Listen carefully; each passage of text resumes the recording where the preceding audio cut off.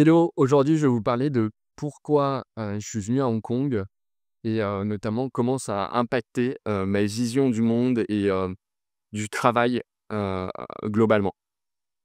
Hem, En fait, donc moi à la base j'étais à Lyon et il faut savoir qu'à Lyon, j'avais envie de faire un business global, international, enfin ouais, sûrement comme tout le monde qui se lance dans l'entrepreneuriat et qui a envie de réussir à atteindre un certain niveau. Mais en réalité, je pense qu'en France, il y a quand même cette notion de confort. Moi, j'étais chez moi avec mes proches à côté, et je parlais français en permanence et finalement, ce confort-là, hem, il m'emmenait dans une boucle qui s'arrêtait pas forcément parce que Heu, je me retrouvais jamais, dans les faits à discuter avec des gens n'importe où dans le monde, puisque je trouvais ça beaucoup plus simple de parler d'abord aux gens qui étaient en France. Sauf que ça, je trouve que c'est une erreur parce qu'en fait, heu, les gens les meilleurs du monde, sur un topic particulier, ils sont pas forcément en France. Du coup, le fait d'arriver ici, de sortir un peu de cette zone de confort, d'être confronté à la vie en anglais en permanence, je trouve que ça rebat carrément les cartes. En fait, en étant ici, j'ai l'impression que le monde est beaucoup plus accessible. Je raisonne beaucoup moins en mode, la France, «Ah, je prends un billet qui sort de la France, un billet d'avion, c'est un peu exceptionnel, c'est un peu, l'événement» et cetera. Ici, à Hong Kong, bon, le territoire est tellement petit que forcément, dès que tu veux te déplacer, tu sors du pays, tu passes une bonne et tout. Ça normalise beaucoup le truc et du coup, ça fait que on a, je trouve, beaucoup plus de facilité à imaginer, aller faire du business, un coup aux États-Unis, un coup en Inde, un coup à Londres, un coup en France. Ça rend le monde beaucoup plus proche et ça, je pense que ça a vraiment de la valeur quand on est, dans l'entrepreneuriat, quand on veut essayer de faire un truc où le but c'est, d'avoir un niveau d'excellence, d'essayer d'avoir un impact mondial et cetera. De la même manière, il y a des visios que je fais maintenant du coup systématiquement en anglais et du coup, il est hyper naturel de prendre contact avec n'importe qui dans le monde parce que je sais qu'on va parler anglais, que ça va être facile, que ça va être fluide. En France, malheureusement, même si je disais que je pouvais le faire et que ça changeait rien et tout, dans les faits, je le faisais pas et je pense qu'il y a beaucoup de gens qui sont dans cette situation. Je trouve ça assez dommage, et c'est pour ça que je pense que sortir, de la France pendant un temps, significatif, pour se confronter vraiment, au monde, tel qu'il est, ailleurs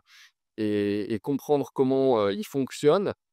ça rend les choses, plus réelles, plus crédibles, plus proches, plus accessibles et je pense que c'est une vraie compétence de l'entrepreneuriat de pouvoir utiliser ce levier-là. Ensuite, hem, bah, voilà, le fait, d'arriver ici, ça a, accéléré, ma vision des choses. C'est-à-dire que ici, par exemple, quand tu prends contact avec quelqu'un, tu écris sur LinkedIn, la semaine prochaine, tu prends un café avec, si ça fit, vous vous revoyez.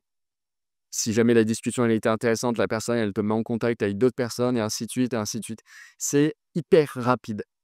Hem On pourrait dire qu'on pourrait faire pareil en France, mais pareil, la réalité, c'est que j'ai l'impression que moi le premier, j'étais dans mon train-train un peu quotidien et le soir, je rentrais chez moi, j'avais pas envie d'aller boire un café ou manger avec un inconnu, j'étais avec ma meuf, avec mes potes, avec ma famille, mais je privilégiais ça. Le fait d'être dans un hub comme ça où il y a beaucoup d'expats, beaucoup de gens qui sont là pour le business et je trouve que ça les rend, beaucoup plus accessibles. En plus, en général, c'est des gens qui ont quand même, généralement une expérience intéressante, une vision du monde intéressante, un niveau intéressant puisque, bah, voilà, pour arriver, à à s'expatrier, il faut, quand même réussir à atteindre un certain niveau de revenu, un certain niveau de confiance en soi, un certain niveau dans les langues et tout ça, hem, d'une certaine manière, pour la partie business, ça filtre finalement et ça vous permet de rencontrer, des gens qui sont déjà à un niveau, d'expérience professionnelle qui est super intéressant et du coup qui ont un network super intéressant et qui, bah, eux-mêmes, cherchent à se mettre en relation, pour s'entraider. Voilà, grosso modo, je sais pas trop quoi dire de plus, hein, mais l'idée, c'est vraiment de se dire que je trouve que sortir de sa zone de confort en allant à l'international, ça fait une énorme différence. Hem Oui, c'est pas facile, on est loin de ses proches, on est loin de ses amis et cetera, mais ça peut être temporaire. Moi, je pense que même faire, quelques mois ou peut-être 1 an, 2 ans à l'étranger, ça change la vision du monde, pour toujours. Je pense que même si demain je rentre en France et je décide de réavoir, une carrière professionnelle en France, hem, ce sera beaucoup plus naturel pour moi, de discuter avec quelqu'un qui est à Taïwan et puis de me dire: «Ah bon, bah, en fait, si la personne est vraiment intéressante et qu'il y a vraiment du business à faire, bon, bah, je prends un avion, j'y vais et puis, je passe du temps sur place». Voilà. Le fait de pouvoir être mobile, le fait de pouvoir être accessible au niveau mondial, c'est, un game changer, je trouve. Et un dernier truc, c'est aussi que, finalement, on se rend compte qu'il y a plein de barrières, qu'on se met nous-mêmes, qui sont en réalité inexistantes et illégitimes. Par exemple,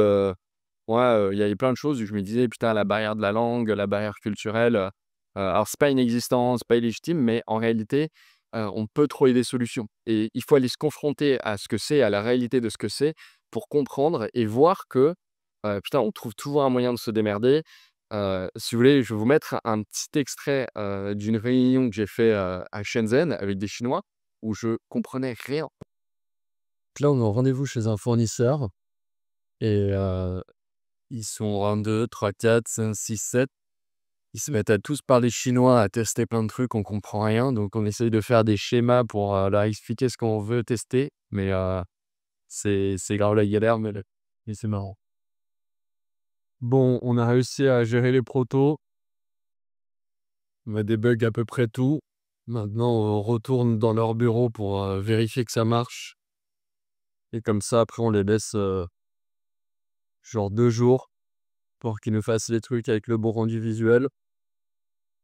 et on aura gagné. Voilà, donc dans cette vidéo, vous avez vu, je comprends rien à ce qui se passe, mais on est avec des ingés et en fait, on réalise qu'on a des compétences, en l'occurrence électroniques, qui sont communes et finalement, les schémas électroniques, c'est un langage commun. Il y a pas forcément besoin de parler la langue. Si jamais il y a quelques phrases un peu clés à se transmettre et ben là, on utilise des outils de traduction, on essaye de se débrouiller, mais en réalité, on finissait, la réunion on a réussi à finir la réunion en prototypant quelque chose et ça, bah, ça permet de réaliser à quel point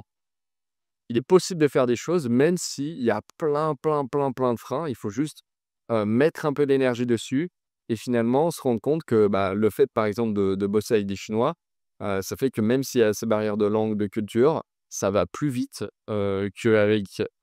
certains bureaux d'études ou prestataires français avec qui on finissait par échanger les mails, essayer de comprendre, ce que l'autre pense, ce que l'autre pense pas, comment il va réagir si je lui dis ça et tout. Non, là en Chine, on est là pour prototyper un truc, on comprend qu'on se comprend pas et du coup, on ne prend pas ça en compte et ça, c'est aussi vachement intéressant. Ouais, dites-moi ce que vous pensez, du fait d'avoir, comme ça une expérience à l'international. Je pense, que la prochaine vidéo, ça va être intéressant parce que je serai sûrement à San Francisco. Donc je pourrais vous donner un peu les différences que je vois aussi, avec San France. Allez, ciao.